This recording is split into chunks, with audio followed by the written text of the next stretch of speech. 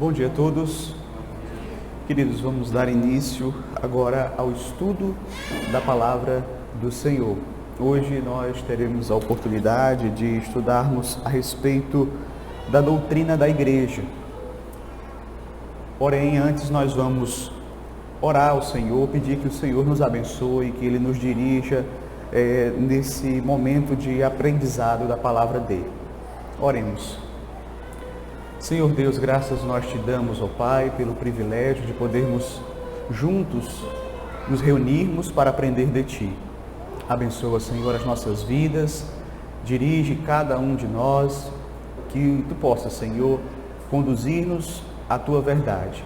Especialmente hoje que estaremos tratando a respeito da doutrina da Tua igreja, que o Senhor possa, Senhor, esclarecer o nosso entendimento, por meio da Tua palavra, que possamos compreender, Senhor, aspectos fundamentais a respeito da igreja, para que assim possamos viver cada dia mais para a Tua glória, para o Teu inteiro agrado. Assim eu te peço, eu te rogo, em nome de Jesus. Amém. Queridos, nós temos percebido que há uma tendência crescente nos dias atuais de desvalorização da igreja. Então, muitas pessoas não consideram a igreja necessária, importante para as suas vidas. Contudo, a Escritura nos exorta que devemos amar a igreja. Mas para que possamos amar a igreja, nós precisamos ter uma compreensão correta a respeito dela, precisamos conhecê-la.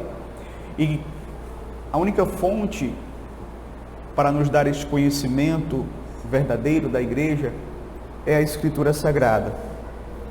Então, por conta disso, queridos, nós que estamos estudando as doutrinas básicas da teologia reformada, e seguindo a sequência que nós já vimos trazendo, semana passada nós tratamos sobre a doutrina da salvação, hoje nós vamos tratar a respeito da doutrina da igreja.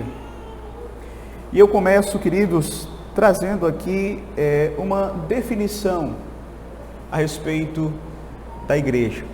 Pegando um pouco daquilo que nós já estamos tratando aqui, daquilo que nós vimos na semana passada, seguindo aquela lógica do nosso estudo sobre a salvação, podemos dizer, queridos, que a igreja é a comunidade de pecadores que foram chamados eficazmente pelo Evangelho, foram regenerados, convertidos, que depositaram a sua fé em Cristo Jesus e por isso foram justificados e agora vivem em santificação, proclamando com as suas vidas e com as suas palavras o Evangelho de Cristo até que Ele volte. Basicamente, nós podemos definir igreja assim. É a comunidade, meus queridos, dos eleitos de Deus, de todos os tempos e em toda parte deste mundo. Então, a igreja, ela é a comunidade dos cristãos em todos os tempos. E essa definição, ela compreende a igreja, como sendo a reunião dos verdadeiros crentes, dos verdadeiros salvos. Paulo afirma em Efésios capítulo 5, versículo 25, Cristo amou a igreja e entregou-se a si mesmo por ela. Logo, queridos, todos aqueles pelos quais Cristo morreu, para redimi-los, todos os salvos pela graça do Senhor, todos os salvos pela morte de Cristo, fazem parte da igreja. Isso inclui, meus queridos, todos os verdadeiros cristãos de todos os tempos, tanto aqueles que foram salvos na antiga dispensação, quanto os que são salvos na nova dispensação. E aqui nós também fazemos questão de mencionar, vale a pena ser mencionado, o termo igreja, que vem do grego, que é a palavra eclésia, que significa chamados para fora. E a igreja, queridos, ela é vista como esta assembleia, como esta reunião dos eleitos que foram chamados para fora do mundo, que foram agora separados do pecado para viverem na presença de Deus, para a glória de Deus, nesse novo estado de graça. Então, precisamos ter em mente a natureza da igreja. Isso é a igreja. É a reunião de todos aqueles que foram salvos por Cristo Jesus em todas as épocas, em todos os lugares. Agora, é importante também destacarmos, quando nós tratamos a respeito da igreja, que a igreja ela tem um aspecto também multilateral. Explico. Não é? Existe alguns aspectos da igreja que eles são bem marcantes e que a teologia reformada fez questão de trazer uma distinção entre eles. Existe basicamente algumas distinções, eu gostaria de mencionar duas. A primeira delas é que a igreja de Cristo, ela é tanto visível quanto invisível. E é importante nós entendermos essa distinção. Não é? Primeiro, igreja invisível, não é? Diz respeito a uma realidade espiritual. A igreja, meus queridos, ela é composta de várias pessoas. E nós não temos como saber aqueles que são verdadeiramente crentes ou não. Isso se dá porque não podemos ver a condição espiritual do coração das pessoas. Não temos como fazer esse tipo de julgamento, né? Não tem como, e não é prudente, não é sábio você querer separar o joio do trigo antes da hora. E você mesmo querer fazer esse trabalho, porque é um trabalho que pertence ao Senhor. Então, podemos ver pessoas que frequentemente estão na igreja, podemos perceber na vida dessas pessoas sinais externos de uma mudança espiritual interior, mas não podemos, meus queridos, de fato ver o coração dessas pessoas. Não podemos enxergar o verdadeiro estado espiritual em que essas pessoas se encontram, porque só o Senhor pode fazer isso. Por isso que o apóstolo Paulo vai dizer claramente, não é, lá em 2 Timóteo, capítulo 2, verso 19, o Senhor conhece os que lhe pertencem. Ou seja, mesmo em nossas igrejas, não é, mesmo tendo irmãos próximos a nós, só o Senhor de fato sabe aqueles que lhe pertencem, aqueles que de fato são dele, que passaram pelo novo nascimento. Somente o Senhor pode julgar de forma precisa e exata aqueles que pertencem ao Senhor. Então a igreja invisível é a igreja verdadeira. São aqueles que realmente passaram pelo novo nascimento. Porém, queridos, há também a igreja visível. Esse é um outro aspecto, né, da igreja. A igreja, ela é visível, ou seja, podemos afirmar que a igreja é visível. A igreja basicamente como nós encontramos hoje, como nós a vemos hoje, a reunião das pessoas para cultuarem a Deus. Ali é a igreja visível. Nesse sentido, a igreja visível inclui todos os que professam a fé em Cristo e que dão provas de tal fé na sua vida. Certo? Então, quando o apóstolo Paulo ele escreve as suas cartas, você vai perceber claramente que a maneira como ele se dirige às igrejas, ele tem esse conceito da igreja visível. Nós estamos estudando a carta aos Efésios. Você vê o apóstolo Paulo aos santos que vivem em Éfeso.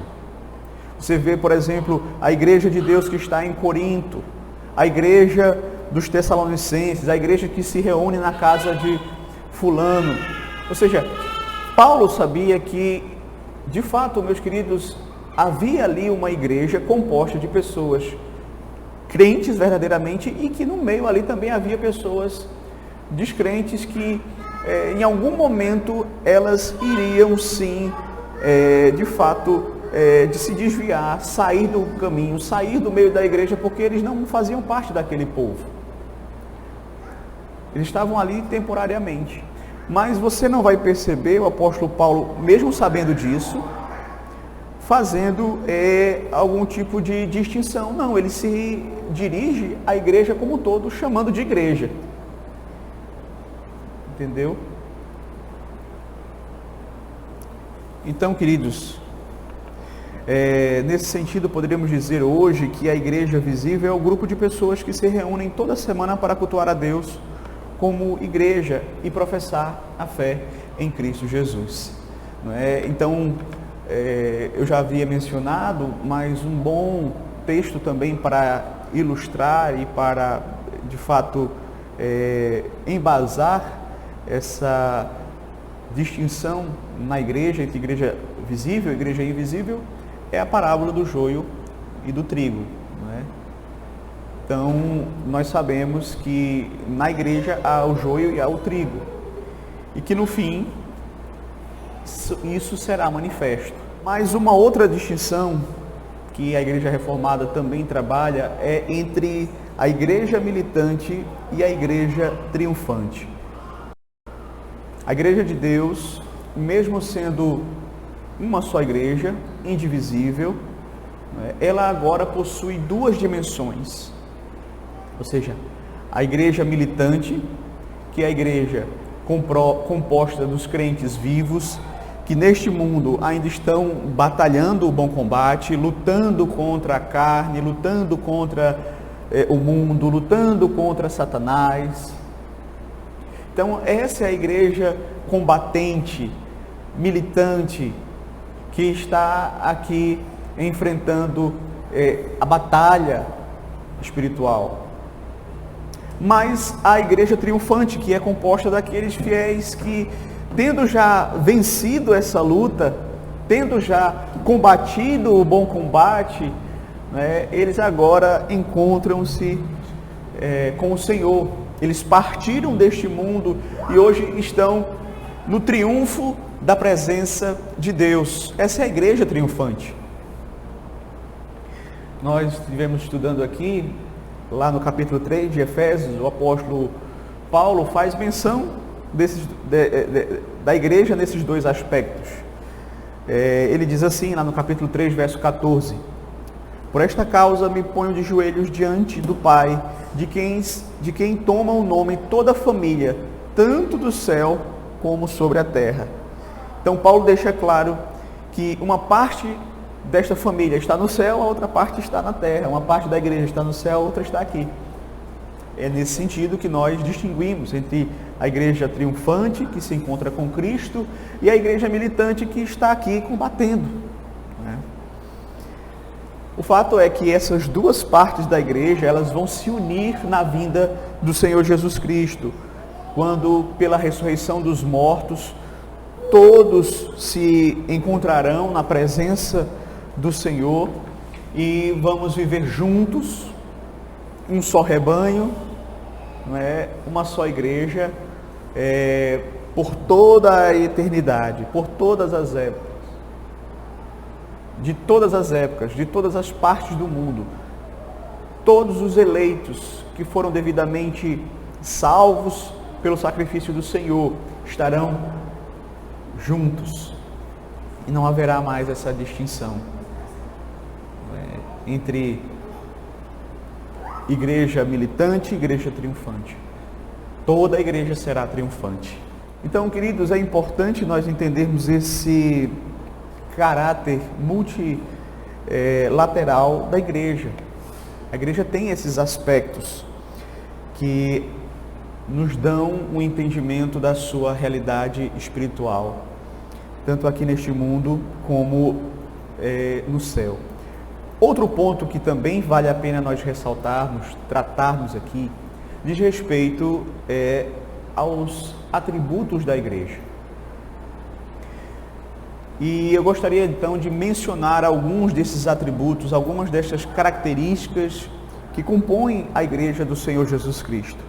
A primeira delas, a primeira característica que eu gostaria de mencionar é a unidade da igreja. Nós temos tratado a respeito desse texto, de um texto, melhor dizendo, que trata justamente sobre esse atributo da igreja que está lá em Efésios, capítulo de número 4, do verso 5 até o verso de número 6. Eu vou ler esse texto, peço que os irmãos acompanhem suas Bíblias, diz assim: Rogo-vos, pois eu, prisioneiro no Senhor, que andeis de modo digno da vocação que fostes chamados, com toda humildade, mansidão, longanimidade, suportando-vos uns aos outros em amor, esforçando-vos diligentemente por preservar a unidade do Espírito no vínculo da paz. Há somente um corpo e um Espírito, como também fostes chamados numa só esperança da vossa vocação. Há um só Senhor, uma só fé, um só batismo, um só Deus e Pai de todos, o qual é sobre todos, age por meio de todos e está em todos. Então, queridos, esse texto fala justamente do aspecto da unidade da igreja. A igreja, meus queridos, ela é una porque Cristo tem um povo só. Deus não tem duas igrejas, Deus tem uma só igreja, que é a noiva de Cristo. Então, embora essa igreja se expresse por meio de uma pluralidade de igrejas, de denominações locais pelo mundo, na verdade, todas essas igrejas, quando de fato são caracterizadas pelas verdadeiras marcas de uma genuína igreja, quando elas são realmente igrejas genuinamente evangélicas, elas fazem parte deste único povo, deste corpo, desta igreja una, que é a igreja do Senhor, desta família de Deus. Ok? Então, isso mostra, queridos, que os crentes, eles estão em uma unidade espiritual. É a unidade do corpo do Senhor Jesus Cristo, do qual todos nós somos membros deste corpo. Seus membros estão de acordo com os pontos mais importantes do cristianismo, porque são todos ensinados pelo Espírito Santo a respeito da verdade básica da fé cristã. Não é? Então, essas igrejas, elas possuem um corpo doutrinário que, na sua essência, ele é o mesmo. Não há diferenças. Claro, há diferenças em questões menores, mas no essencial todos concordam. Certo? Então, a unidade da igreja é uma realidade em Cristo. Entretanto, cabe à igreja, de fato, preservar essa unidade, como o apóstolo Paulo vai mencionar aqui em Efésios capítulo 4. Devemos, como diz Paulo aqui, nos esforçar diligentemente, como? Com toda a humildade, mansidão, longanimidade, suportando-vos uns aos outros em amor.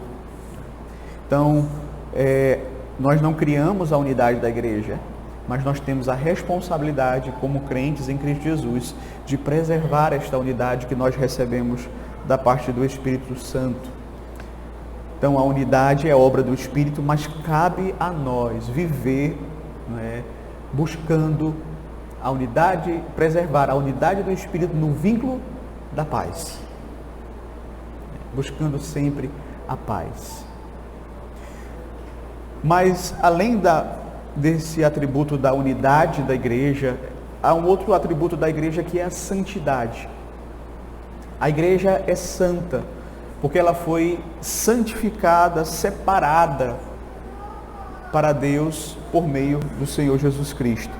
Somos santos porque, uma vez unidos a Cristo, somos separados para Cristo, para vivermos para a glória de Cristo. Mas não podemos negar que ainda aqui nesta vida nós pecamos. Por isso, podemos também destacar o aspecto de que a santificação em nós, ela vai ocorrer por um processo, e um processo do qual nós temos a nossa responsabilidade. de buscarmos sempre no uso correto dos meios de graça, nos despojarmos do velho homem, nos revestirmos do novo homem, termos uma conduta compatível com a salvação que nós recebemos da parte do Senhor. Então, a igreja ela é santa. E aí é importante nós entendermos aqui alguns pontos. Por exemplo, a igreja ela tem uma posição de santidade diante de Deus, porque a sua santidade ela procede de Cristo. Então a Escritura nos ensina que por meio da obediência do Senhor Jesus Cristo nós fomos santificados. Então nessa vontade, diz o apóstolo Paulo, o autor aos Hebreus lá em Hebreus 10:10, ele diz assim: nessa vontade é que temos sido santificados, mediante a oferta do corpo de Jesus Cristo, uma vez por todas. Então, nós temos esse aspecto da santificação que acontece posicionalmente, nós somos santos por causa do sacrifício e da oferta do Senhor Jesus Cristo. A santidade de Cristo em favor da igreja nos é comunicada, sim, através do Espírito Santo. Ingressar na igreja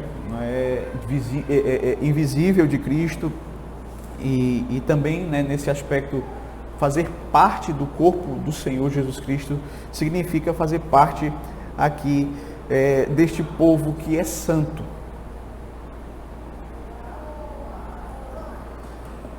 Então a igreja se constitui em um grupo de pessoas que foram separadas do mundo, vivem no mundo, mas não pertencem ao mundo. Na verdade, como diz o Senhor Jesus Cristo, o mundo nos odeia justamente porque nós vivemos de uma forma que denuncia o modo de viver pecaminoso do mundo. A nossa vida, o nosso testemunho, as nossas palavras. E não é à toa que a igreja ela sempre está sofrendo perseguição, seja numa medida mais elevada, seja numa medida não tão elevada em determinados países, mas a perseguição ela sempre está presente.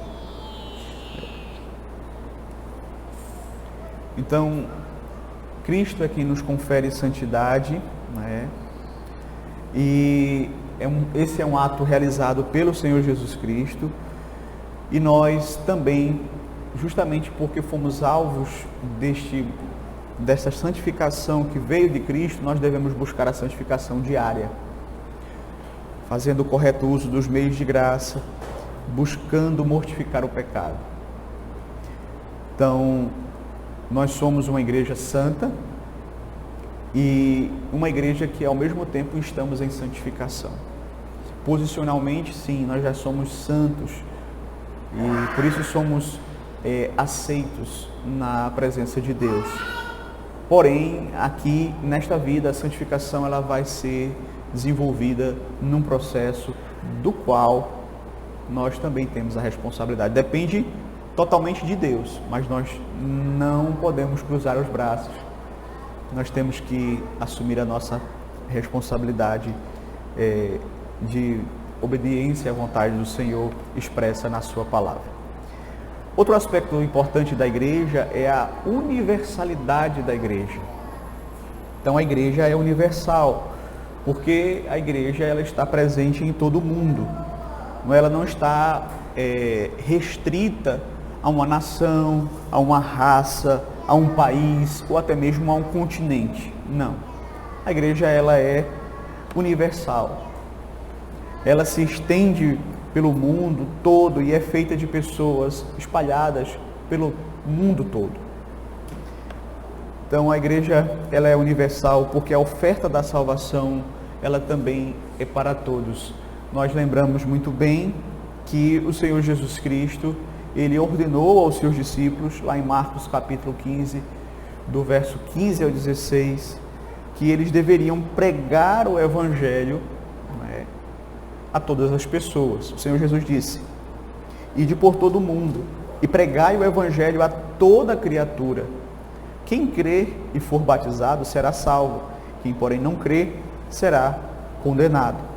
Então, nós observamos aqui que o Senhor Jesus enviou a sua igreja para pregar o evangelho a toda criatura. E aqui nós vamos perceber que quebra todas as distinções, seja distinção de nacionalidade, de raça, de língua, distinções sociais. Não devemos de forma nenhuma nos limitar a esse tipo de barreira, de distinção, de separação. Não, o evangelho é para todos. E por conta disso, a igreja de Cristo, ela está espalhada por todo o mundo. Então ela é universal.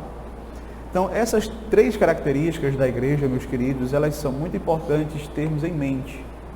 A unicidade da igreja, a igreja ela é uma só, ok? Também a santidade da igreja, outro atributo, né? A igreja ela é santa, ela está também em santificação, e a igreja ela é universal, ela se espalha por todo este mundo. Mas aí vem um outro ponto importante para nós entendermos, além da definição da multilateralidade da igreja, além desses atributos da igreja, é importante também nós entendermos quais são as marcas da verdadeira igreja, certo? A própria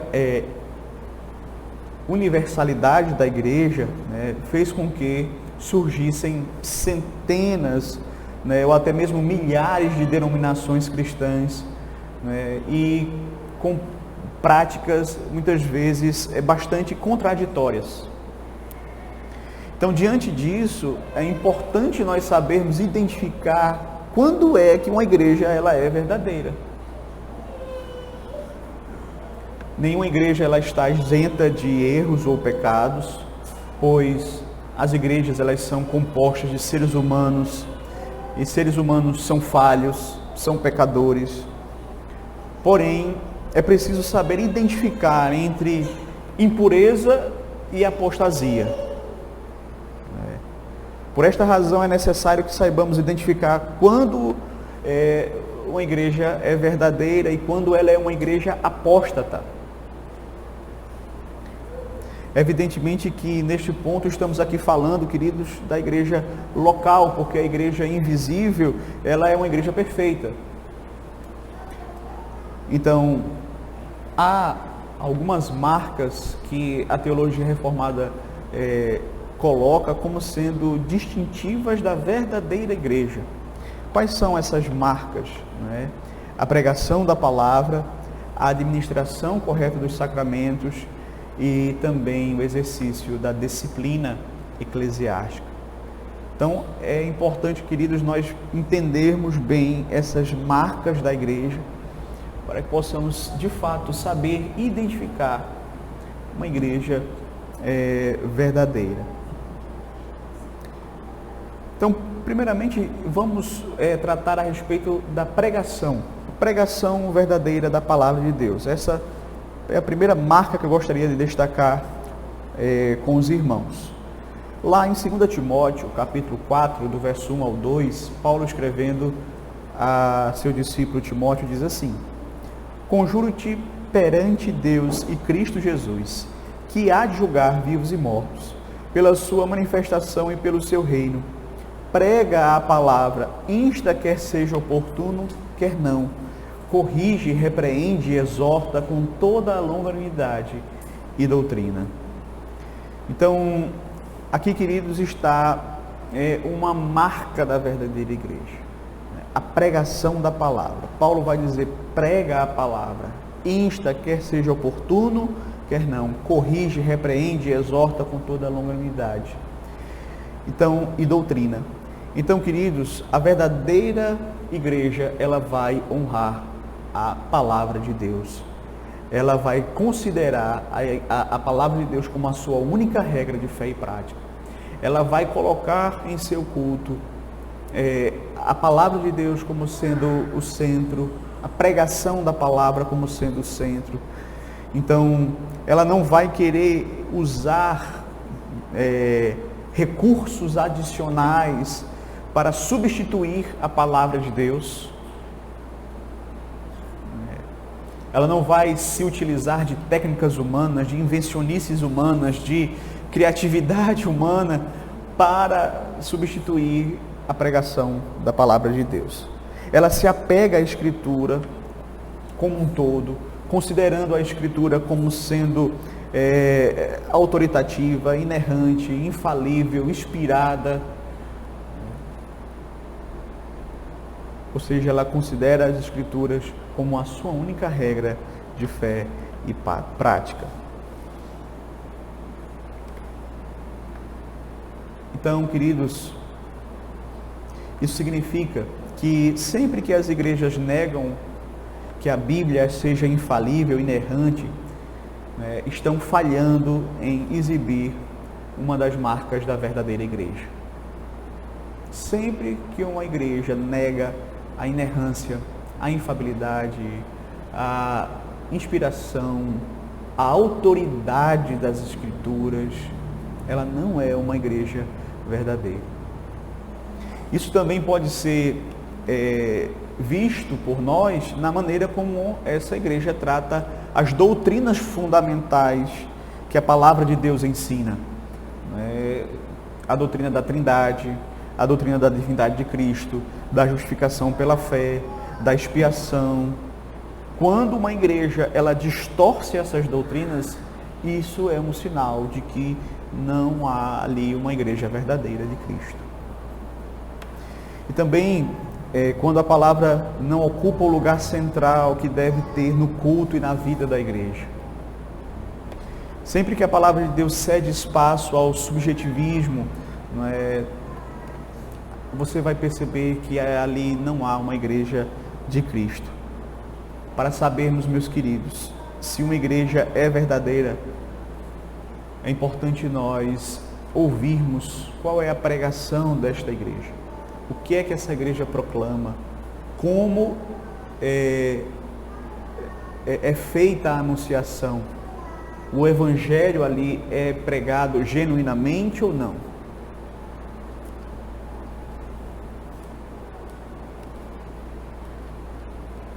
Então isso é muito importante. É lógico que nós não devemos esperar perfeição em nenhuma igreja,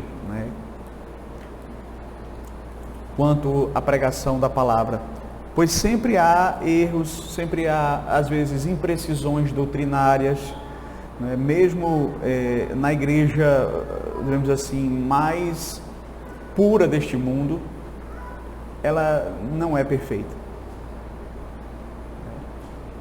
E muitas vezes há igrejas que são realmente genuinamente evangélicas, umas mais puras do que outras. Mas, de fato, você não vai encontrar uma igreja que vai interpretar perfeitamente toda a Escritura. Porém, há um limite além do qual a igreja não pode ir. Existe um limite que não pode ser ultrapassado, porque senão ali não vai haver uma igreja verdadeira. Mas Berkhof diz que esse limite é ultrapassado quando artigos fundamentais da fé são negados publicamente e a doutrina e a vida já não estão sob o domínio da palavra de Deus. Então a pregação correta da palavra de Deus é a principal marca da igreja do Senhor Jesus Cristo. Outra marca é a administração correta dos sacramentos. E aqui vale lembrar que nós estamos tratando a respeito de 2 sacramentos. Aquele que se encontra em Mateus 28, 19, quando Jesus fala, e de por todo o mundo fazer discípulos de todas as nações, batizando-os em nome do Pai, do Filho e do Espírito Santo, ou seja, o batismo. E também nós sabemos, meus queridos, que há também um segundo elemento, um segundo sacramento, que é a ceia do Senhor, que foi instituído pelo próprio Senhor Jesus Cristo, na noite em que foi traído, quando ele, reunido com os seus discípulos, ele partiu o pão, e deu aos seus discípulos. Posteriormente, você vai ver que o apóstolo Paulo, ele traz este sacramento para a igreja como um todo, para que seja efetuado até a vinda de Cristo, quando nós, então, posteriormente, cearemos com Ele. Então, a administração dos sacramentos está intimamente ligada à pregação da palavra, né? Os sacramentos não existem separados da palavra de Deus. Sem a palavra de Deus, os sacramentos não são sacramentos. Para a Igreja Reformada, os sacramentos eles são meios de graça, quando utilizados corretamente à luz da palavra. É a palavra que vai nortear, inclusive, o uso dos sacramentos. Como é que nós vamos fazer uso desses sacramentos corretamente? Instruídos pela palavra. Sendo instruídos pela palavra de Deus. Então, a fidelidade aos princípios bíblicos, quanto ao significado e ao modo em que os sacramentos devem ser administrados, diferenciam a igreja da verdadeira igreja e da falsa igreja. Várias coisas podem ser consideradas aqui, né, nesse ponto. Primeiramente, devemos falar do apego dos sacramentos instituídos pela palavra de Deus. Então, nós temos que, de fato, ter um zelo pelos sacramentos, porque eles foram instituídos por Deus em sua palavra. Devemos observar as ordenanças que Deus colocou na sua palavra para compreendermos o que é o sacramento, para fazermos o uso correto dele e não venhamos assim a errar, né, na utilização, na participação destes sacramentos. Então, a Bíblia ela fala apenas de 2 sacramentos, né, que é a ceia do Senhor e o batismo. A palavra de Deus só fala destas 2 ordenanças, desses 2 sacramentos, que é o batismo e a ceia. Então, não fala de outros sacramentos, só fala desses 2 sacramentos. Por isso, queridos, nós precisamos recorrer às Escrituras, né, para, de fato, entendermos quais são os sacramentos, qual é a natureza deles, entendermos a forma como nós devemos utilizá-los para a glória de Deus. Então, essa é uma marca da verdadeira igreja. Outra marca, e a terceira, é o exercício fiel da disciplina. Então, essa prática ela é necessária para a manutenção também, né, da pureza da igreja. Sempre que uma igreja ela se descuida da disciplina, ela está admitindo publicamente que ela não se preocupa com a pureza. Então, a verdadeira igreja, ela de fato vai ter um zelo no exercício da disciplina, porque de fato ela se preocupa com a pureza da igreja, né? Com esse aspecto da santidade, da pureza no seu meio. Então, apesar de que sempre haverá risco, né, da disciplina ser às vezes exagerada, às vezes ela ser complacente, mas o fato é que se ela não existir, né, haverá ali uma autorização para o pecado. E nós sabemos que essa não é uma prerrogativa, um princípio ensinado pelas Escrituras. A igreja ela precisa se manter dentro do padrão que a palavra de Deus ensina e dar atenção às suas ordenanças, aos seus mandamentos, e assim exercer a disciplina quando necessário, mostrando que de fato aquele povo é um povo que prima pela santificação, pela santidade, pelo bom testemunho e por uma vida de boas obras. Então é preciso, portanto, queridos, que o conceito bíblico a respeito da disciplina eclesiástica seja retomado na igreja, não como um meio de estabelecer tirania dentro da igreja, de estabelecer acepção de pessoas dentro da igreja, mas, como eu disse, num modo de manter a pureza da igreja, promover a restauração daquelas pessoas que são caídas. A disciplina, meus queridos, ela precisa ser de fato aplicada, porque ela efetivamente recupera os eleitos, restaura os eleitos. Quando o pecado não é devidamente tratado, a tendência é que esse pecado ele aumente cada vez mais.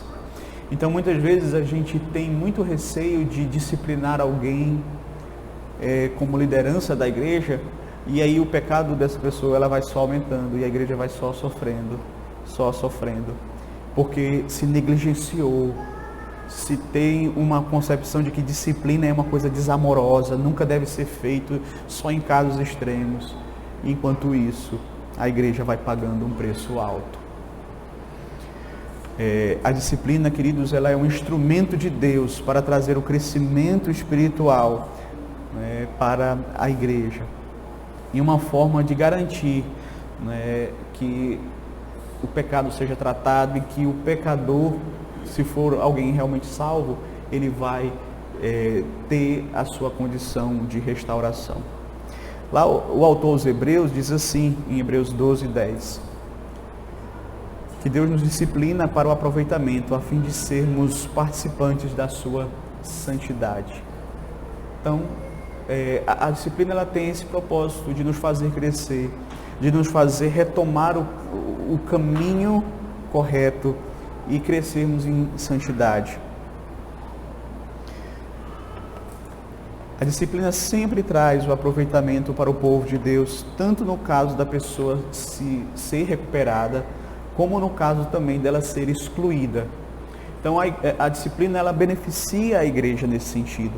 Porque se o irmão está em pecado e ele é disciplinado, ele vai ser tratado, vai ser restaurado, então ele vai ser beneficiado e a igreja vai ser beneficiada também.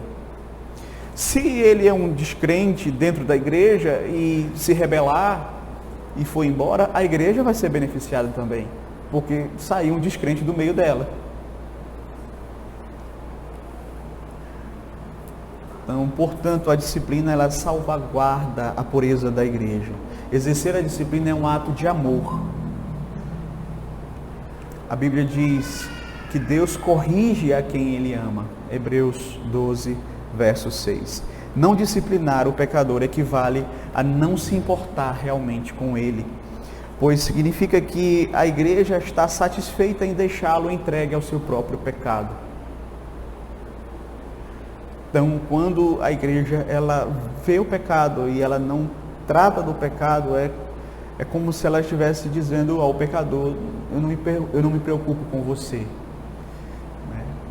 Por mais que quando às vezes você vai chegar a exortar o irmão, ele tem justamente o entendimento contrário, que você está exortando porque você não o ama.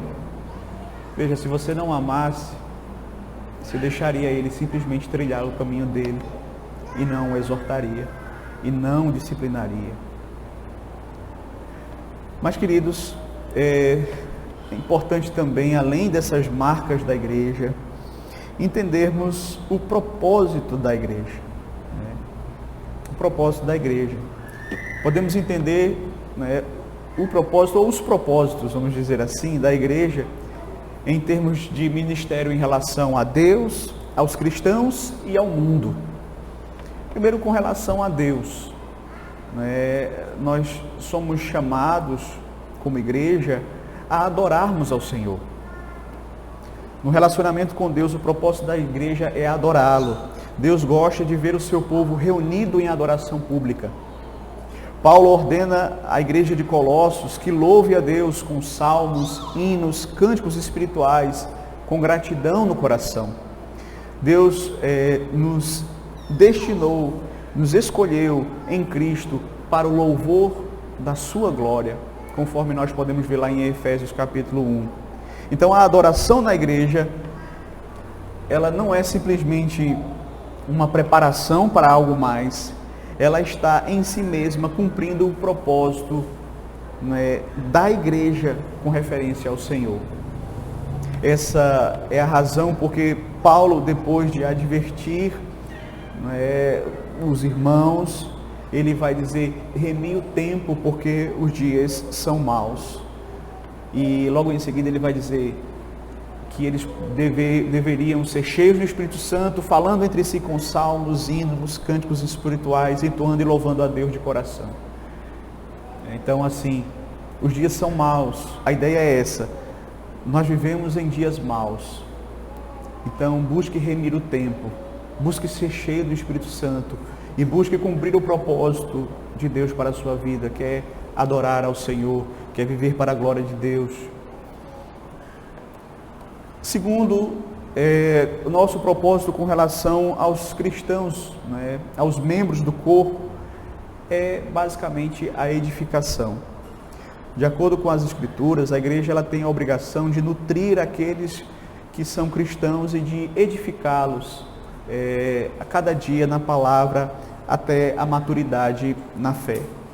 Paulo disse que o seu próprio alvo não era apenas levar pessoas à fé salvífica, mas ir além e apresentar diante de Deus uma igreja de fato estabelecida, edificada por meio da palavra do Senhor.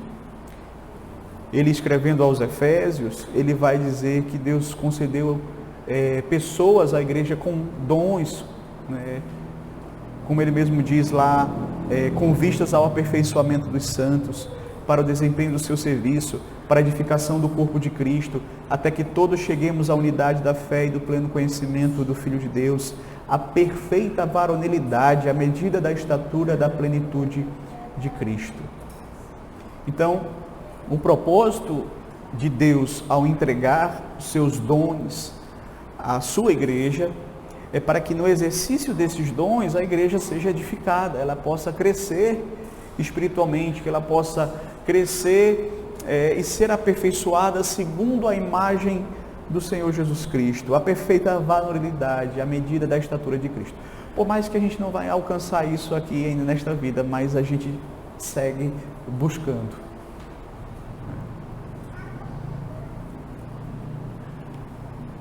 Então, nós devemos sim buscar, como igreja, proclamar o Evangelho para que mais pessoas cheguem ao conhecimento de Cristo e possam se arrepender, possam crer para a salvação.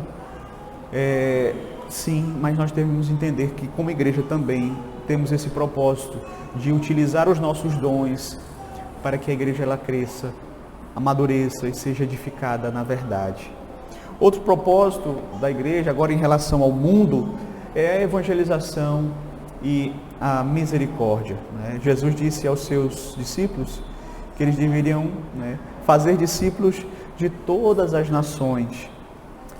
Essa é a obra evangelística de declarar o Evangelho, de pregar o Evangelho, de anunciar as boas novas. Então, a igreja ela vai ter essa responsabilidade, meus queridos, de levar o Evangelho, de anunciar. Todavia, acompanhando a obra da evangelização, há também o ministério da misericórdia, que inclui também cuidado com os necessitados, cuidado com as pessoas que de fato carecem. Então, quando você vai pregar o Evangelho a uma pessoa, se essa pessoa ela estiver padecendo de fome, ela nem vai ouvir o que você vai pregar. Então, você deve ter essa consciência de que nós também somos chamados a demonstrar misericórdia nesse sentido também. Jesus ensina, amai, porém, os vossos inimigos, fazei o bem e emprestai, sem esperar nenhuma paga. Será grande o vosso galardão e sereis filhos do Altíssimo, pois ele é benigno até para com os ingratos e maus. Sede misericordiosos, como também é misericordioso o vosso Pai. Então, a questão central na explicação dada pelo Senhor Jesus Cristo é que nós devemos imitar a Deus, sendo bondosos, inclusive com os ingratos e com os egoístas. Quando nós olhamos para o ministério do Senhor Jesus Cristo, você vai perceber que o Senhor Jesus ele tem atos de misericórdia, de bondade, inclusive com aquelas pessoas que não eram salvas, que não eram eleitas. Ele curou pessoas que sequer voltaram para agradecer a Ele. Mas Ele demonstrou bondade. Ele demonstrou ali essa atitude de misericórdia. Então, que nós possamos também entender esse propósito, ou esses 3 propósitos da igreja em relação a Deus. Nós vivemos para a glória de Deus, vivemos também como igreja buscando exercer os nossos dons para o crescimento mútuo, o aperfeiçoamento mútuo do povo de Deus. E em relação ao mundo, devemos sim, primeiramente pregar o Evangelho, e quando tivermos condições, também ajudarmos aqueles que de fato necessitam. Então devemos ter como propósitos esses que são mencionados aqui para a igreja. Claro que nós poderíamos mencionar vários outros, mas sintetizamos aqui nesses 3. Então, queridos, eu gostaria de concluir trazendo à nossa mente, queridos, que nós fazemos parte dessa igreja. Essa igreja que é a reunião dos eleitos, salvos em todas as épocas. Essa igreja que ela é tanto visível como invisível. Ela tem esse aspecto militante e triunfante. Essa igreja que ela tem esses atributos, ela é una, ela é santa, ela é universal. Essa igreja que, como nós vimos aqui, possui as marcas de uma verdadeira igreja, a igreja que prega fielmente o Evangelho, que ministra corretamente os sacramentos, que exerce a disciplina com zelo e que busca realizar o seu propósito em relação a Deus, de adorá-lo, em relação a si mesmo, da edificação mútua, em relação ao mundo, de pregar o Evangelho e, quando possível, também ajudar aqueles que necessitam. Então, que possamos a cada dia, meus queridos, sondar os nossos corações, para sabermos se de fato estamos na igreja de Cristo. Não meramente arrolados no hall de membros de uma igreja evangélica, mas se de fato nós fazemos parte deste povo, o povo do Senhor. Como nós vimos hoje, não cabe a ninguém julgar individualmente. Nós não podemos separar o joio do trigo, nesse aspecto. Não é o pastor, não é a liderança que vai fazer isso em relação aos membros, mas cabe a cada membro de fato buscar entender, buscar compreender e identificar evidências de um novo nascimento, de que são de fato habitados pelo Senhor. Que Deus em Cristo nos abençoe e que Ele possa nos capacitar nesse sentido. Amém.